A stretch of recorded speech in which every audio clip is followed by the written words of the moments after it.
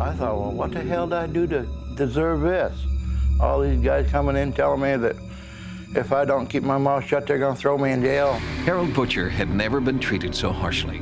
But then again, he'd never seen anything so completely astonishing. I've never seen anything move as fast as this thing moved and disappear and come back as quick as it did. It moved so fast that you couldn't hardly see it. It was there one minute and gone the next. Seen once, remembered for a lifetime. Outside this barn in Cherry Creek, New York, 1965. Harold was 16. As he was working in the barn, he noticed that the radio he was listening to became staticky and blanked out. He had been listening to music, and there was a glow in the sky, and he ran to the window to see what was happening and saw this gigantic object descending. What it was, or where it came from, is still unexplained, but not for lack of trying. 2 investigative units combed this area. One was the Air Force's Project Blue Book, the other a civilian watchdog group. And NICAP sent one of our investigation teams to the scene. There was one in western New York State, and they were there within 1 day of the sighting.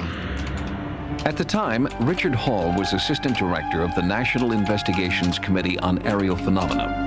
NICAP's distinguished membership included scientists, philosophers, retired military personnel, people interested in solving the UFO mystery. NICAP came into existence because the Air Force was being very secretive about UFOs, and it was felt that a high-level civilian group could maybe pry loose some information. We were basically adversarial. The Air Force, we felt, was hiding information, and we were trying to get information out. When Project Blue Book went into the field, NICAP was right on their heels, doggedly gathering information and eyewitnesses that the Air Force had overlooked. Project Blue Book was the Air Force office that investigated UFO sightings for the United States government. The Air Force system in Blue Book was to label reports in one of 3 ways. Either it was explained, in which case they would say what they thought it was, an aircraft or a balloon or whatever, or it was unexplained, unknown, they used to say, and the third was insufficient data. The incident at Cherry Creek was labeled as a true unknown. It was a very interesting case, and one with multiple evidence, including the electromagnetic effects, the physical traces, the illumination, everything. It was a classic mainline UFO sighting. Well, it looked like an airplane. It was that big. And when it sat in the field, it had 3 legs on it. It looked like 2 turkey platters put together with a roll of rivets around the outside. And it sat there a good 5 minutes, so I got one real good look at it. And I've never seen my animals act the way that these did, because they jumped and kicked and bucked and made all kinds of ungodly noises. He claimed to have seen this object descending and then ascending, and he reported various details, including a red vapor emanating from the lower edge of the object. Claimed he saw the object take up, accelerate rapidly, disappear into clouds, coloring the clouds green. That's the sighting as a condensed version of it that's contained in the NICAP file. Bob Galgansky has carefully researched the incident at Cherry Creek and has spent many hours trying to track down additional eyewitnesses, like the 2 state troopers who filed an official police report, then just seemed to disappear off the face of the earth. They had a lot to lose by reporting this. They were risking their reputation. And for them to come out and actually state that they had seen something like that meant a great deal to me. It indicated to me that something genuine was happening in the area. Dick Nelson still lives next to the Butcher farm and remembers talking to the troopers the night of the UFO incident. Well, after the policemen saw it, they had a whole different attitude towards it. They couldn't believe what they saw. Then the big guns descended. The Air Force arrived to investigate, and on their heels was NICAP. Next thing I know, here come this guy from the Air Force. They had a truckload of guys that taped off the whole area out there and put a guard on each corner of the property there. That's when, Butcher says, he was threatened by the Air Force officer in charge for taking pictures of the military investigation. I had some pictures of it that I took, and the Air Force took them, and they wouldn't even let me have them. They told me if I had any more pictures, and if they come out, I would end up in jail or the nut house, one of the two. They were scared. I mean, everybody was scared. I believe there was a UFO sighting at Cherry Creek at the Carr Farm. I don't think it had the degree of strangeness that the NICAP report would seem to indicate it had. Galgansky's conclusions please no one. Yes, Air Force work was shoddy, but Butcher's testimony is too inconsistent for anyone, military or civilian, to explain. What you find is a gradual escalation of detail. You find that Harold begins to tell the second team of investigators different things that he didn't tell the first, and there's this gradual polishing of the account. Richard Hall does not agree. There's some minor discrepancies in the report, but that almost makes it more believable too, because if you get absolute perfect uniform testimony, then you got to be suspicious that something was rehearsed. Ironically, the most compelling support for Harold Butcher's UFO encounter comes from the Air Force itself, which concluded that this one was a true unknown. That, to me, is the most perplexing aspect of this entire case, and why the Air Force, which had never, ever been UFO friendly, would classify this as unidentified is beyond me. The fact that the Air Force classified this as an unidentified is very interesting and very significant because they were very stingy about doing that. Ordinarily, they would be very happy if they could label a sighting and get rid of it. If it was, even if it was stretching the truth, they would try to explain it as an aircraft or a balloon or strobe lights or something, a meteor. Maybe they let this one slip by, or maybe indeed there's something more to it than we know. I think perhaps the fact that NICAP was on the scene at the same time they were might have inhibited them a little bit in this case because they knew we had the goods on it. August 19th, 1965, near Cherry Creek, Chautauqua County. I think something unusual really did happen. It's 8:20 in the evening. 16-year-old Harold Butcher is milking cows in the barn on Aldrich Hill Road. I know he saw something. I know I saw something. Harold hears a bull outside in the field making a screeching sound. He rushes to the window to see what's going on. He sees what appears to be a large football-shaped object, silver in color. Robert Butcher was 14 years old at the time. He remembers his brother Harold running over to the farmhouse, all excited.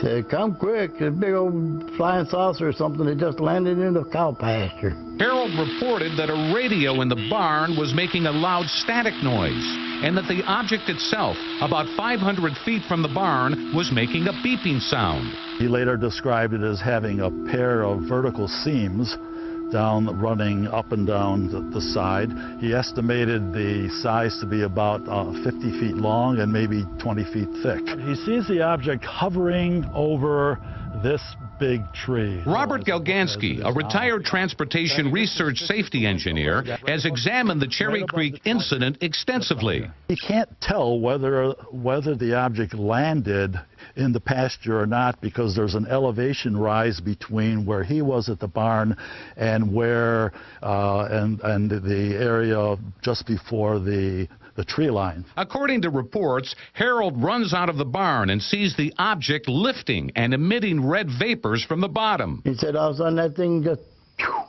up through the clouds and changing colors. The object rises up and disappears in the low-lying clouds, and the clouds, according to Harold, turn green. But a short time later, the object reappears around the farm. And this time, Robert says he catches a glimpse of something strange. I think I remember seeing something orange, like coming out of the backside of it or underneath of it or something. I don't remember for sure, because it's been so many years. 2 New York State troopers were called to investigate the strange sightings on the farm. They were serious. Jeffrey Gow was a college student back in 1965, working the Cherry Creek case for the National Investigations Committee on Aerial Phenomena, known as NICAP.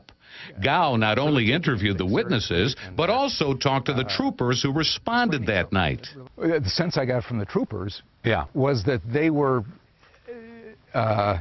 supporting that something had happened. out there on the site. In Gow's original report from 1965, he notes that one of the troopers admitted that those reporting the sightings seemed convincing, too rustic to be able to create a hoax of this sort. When they said, when we got out there, these people really were excited. Something had really set them off, and they were, it was difficult to calm them down. And it wasn't just the state police responding. An Air Force team from Western New York was dispatched the next day to investigate.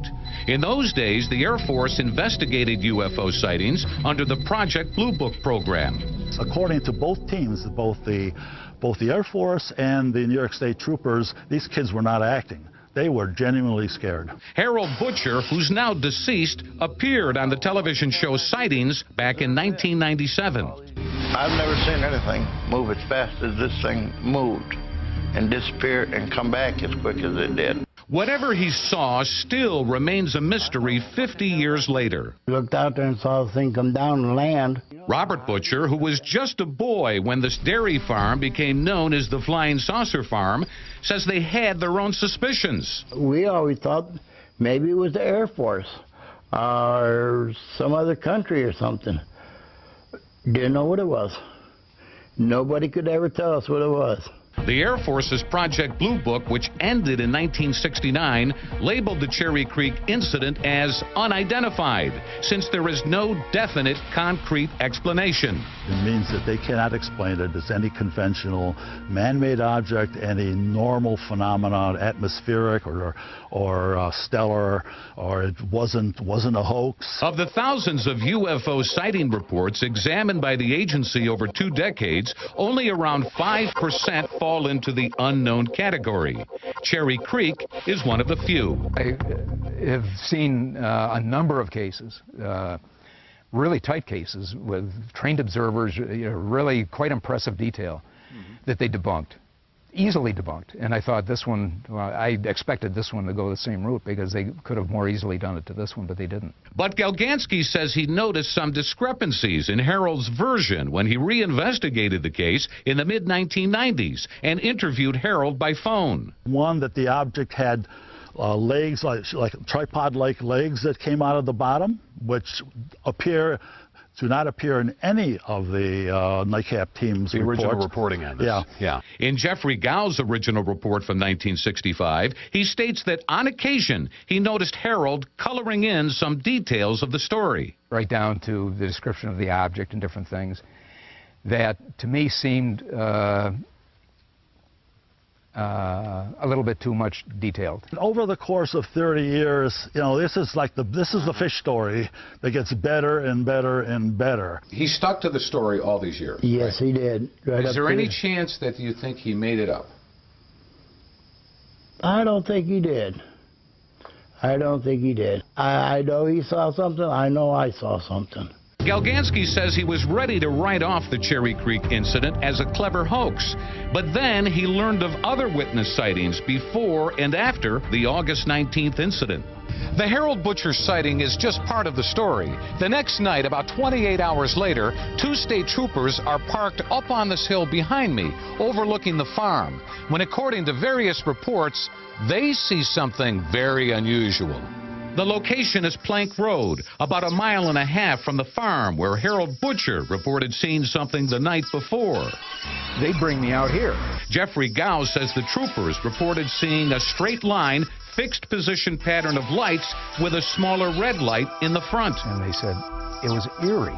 Gow's NICAP report from 1965 noted the following. It seemed all 8 lights were of the same object, about 2,000 to 3,000 feet above. It seemed to hold a straight north-south course. They said it was coming right at us, but it was coming really low. And they said it came right over us, and we looked up, and there were 7 orangish amber circles following the original small light.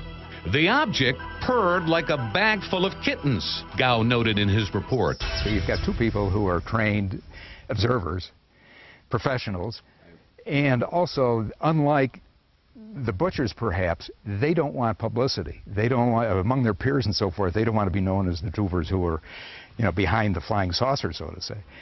So I would expect them to be much more reticent to voice what they feel, but they seemed sincere.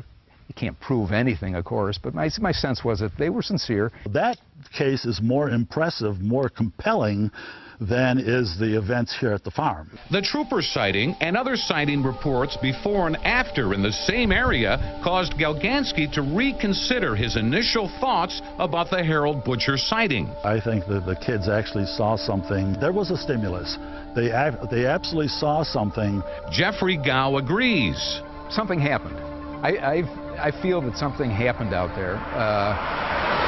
What it could have been is any number of things. Robert Butcher, now 64 years old, knows some people will always be skeptical no matter what. It's their choice not to believe. I know, all I know is what I saw, and I won't lie to you about it. I don't believe in lying, and even 50 years later, we still don't know what it was.